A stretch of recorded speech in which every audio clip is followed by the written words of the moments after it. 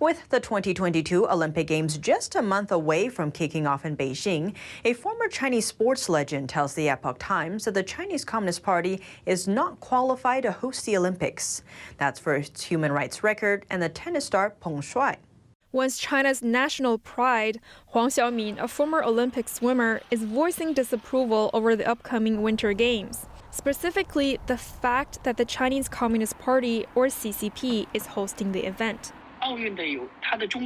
The Olympics are built on the principles of peace, friendship, and equality. The Chinese Communist Party is not qualified in any of those categories to host the Olympics Games. The party does not have the Olympic spirit. It tramples on human rights.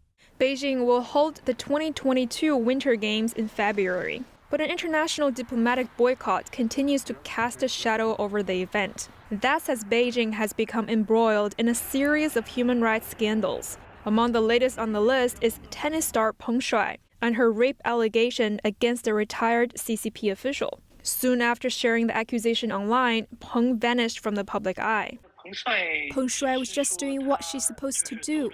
In an interview with the Epoch Times, Huang expressed her support for Peng. But she added something startling, that she believes there are many more Peng Shuais in China.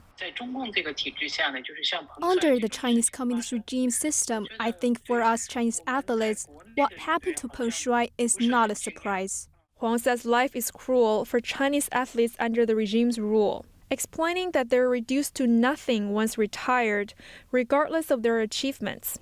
To survive, especially for female athletes, willingly or unwillingly, they resort getting to a wealthy, powerful man to back them.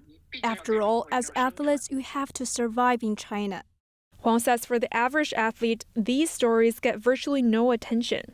Huang was the silver medalist in the women's 200-meter breaststroke at the 1988 Seoul Olympics. But she says the halo of her success came with a price. There's no self-personal rights or dignity. The party decides what you do, the coach tells you what to do, and you'll just have to obey. And on top of that, there's the doping. According to Huang, for a highly promising athlete in China, a set of carefully designed training programs are used along with the doping scheme. Huang says it's humiliating, but explains it's a state decision. That intense doping and training mechanism is systematic and often results in multiple illnesses and injuries. Many Chinese athletes have been forced into early retirement because of it. Huang retired young too, in her early 20s. That's due to heart disease and the risk of paralysis after intensive training. She says many Chinese athletes retire with lingering illnesses and are desperately in need of food, a doctor, and a job. But they usually get nothing, as an athlete's worth means little to the regime after their competition years are over. Referring to Peng Shuai's incident, Huang says despite her great achievements in women's tennis, that's her final fate. Huang also expressed deep concern about the well-being of Chinese athletes. She says only when the world sees through the CCP will it speed up the regime's demise.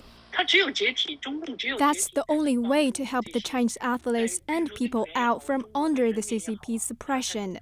She adds that the regime's lack of respect for human life means it has no place in hosting the Olympics.